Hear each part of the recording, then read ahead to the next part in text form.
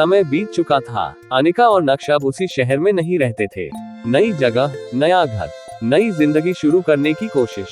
सुबह की धूप खिड़की से अंदर आती, अनिका बालकनी में खड़ी चाय पीती और नक्श ऑफिस जाने के लिए तैयार होता। सब कुछ सामान्य लग रहा था, लेकिन कुछ जख्म दिखाई नहीं देते। वो अंदर ही अंदर सांस लेते रहते हैं। आज जल्दी आ जाना, अनिका ने कहा। नक्श मुस्कुराया, डर मत, अब सब ठीक है। लेकिन अनिका का दिल उस बात पर यकीन नहीं कर पा रहा था। शाम को अनिका घर में अकेली थी। टीवी चल रहा था, लेकिन उसका ध्यान बार बार फोन पर जा रहा था। तभी एक अननोन नंबर से मैसेज आया। अंधेरे से भागकर रोशनी में छुपा नहीं जा सकता। अनिका का हाथ कांप गया। उसने तुरंत नंबर ब्लॉक कर दिया। खुद को समझाया, बस वहम है, पुरानी बातें हैं। लेकिन 2 मिनट बाद एक और मैसेज। कुछ कहानियां खत्म नहीं होती, वो अगली पीढ़ी छोड़ जाती है। अनिका की सांसें तेज हो गईं।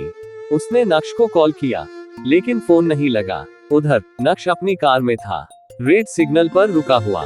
तभी उसके फोन पर एक नोटिफिकेशन आया, अननोन ईमेल। उसने खोला, एक फोटो, पुरानी, ब्लैक एंड व्हाइट, विवान की नहीं, बल्कि किसी और की। मेल के नीचे लिखा था, तुमने सोचा था खेल खत्म हो गया। नक्श की उंगलियां स्टीयरिंग पर कस गईं। उसने पहली बार महसूस किया, ये वही नहीं है, ये कोई नया है, और शायद ज्यादा खतरनाक। रात को नक्श घर पहुंचा। अनिका सोफे पर बैठी हुई थी, आंखें लाल, चेहरे पर डर। तुम ठीक हो? नक्श ने पूछा। अनिका ने फोन उसकी तरफ बढ़ाया, मैसेज दिखाए। नक्श चुप हो गया। काफी देर बाद बोला, ये विवान नहीं है। अनिका की आंखें फैल गईं। तो फिर? नक्श ने गहरी सांस ली। शायद कोई जो विवान को जानता था, या उससे भी पहले का कोई। कमरे में सन्नाटा छा गया।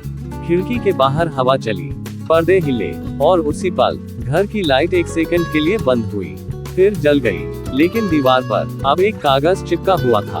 उस पर सिर्फ एक लाइन, अब कहानी तुम दोनों नहीं लिखोगे। अनिका की आवाज कांप गई। नक्श, ये सब दोबारा शुरू हो रहा है ना? नक्श ने उसका हाथ पकड़ा। आवाज शांत थी, लेकिन आंखों में वही पुरानी आग। हाँ, लेकिन इस बार हम भागेंगे नहीं, क्योंकि ये अब प्यार को बचाने की कहानी नहीं थी।